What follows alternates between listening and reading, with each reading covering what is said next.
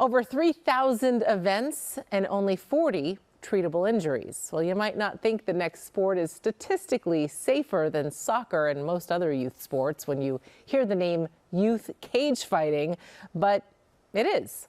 Our Chris Hayre spent the day at United States Fighting League to find out how they keep them safe. Hands up, jab, point, kick. Good, rotate. We do rolling, strikes, full pankration, which is strikes and on the floor, like takedowns. Smash the bag on each one. Take your time, smash the bag. I just enjoy striking, like punching, kicking, wrestling, jiu-jitsu. I like striking with kicks and punches, chokes. You hear combat sports and you hear cage fighting for kids. Some may be a little hesitant. What would you say to parents who may be hesitant? The rules we've created in conjunction with the California State Athletic Commission is our priority is safety, and our priority is also to reduce as many risks as possible. Sometimes when people think of cage fighting, they think of obviously the UFC, and that's a really brutal sport, but we are not the UFC. Any type of youth sport, there will be some level of risk. We've created a rule set to minimize those risks. So we're a nonprofit regulatory organization that essentially governs the youth version of mixed martial arts, also known as pankration. On its face, people are like, hold on, cage fighting for kids? If you project the sport that adults do to kids, it's insane. Adult MMA, the scoring criteria is to deliver punishment and damage.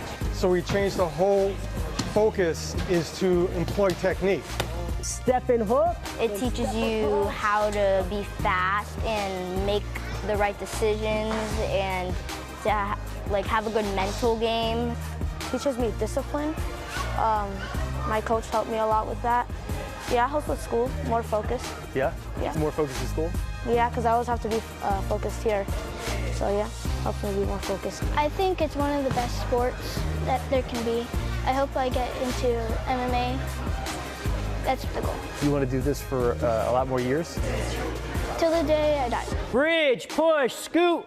My dad, he wanted me to do pankration so I could defend myself. Huge difference. I mean, she knows a ton of different fighting styles, wrestling, jiu-jitsu. I haven't seen another gym that does everything all in one. It is more of an art.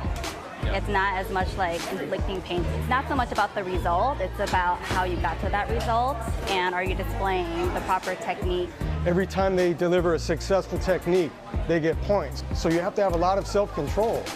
And you're actually, in a sense, responsible for the safety of your opponent.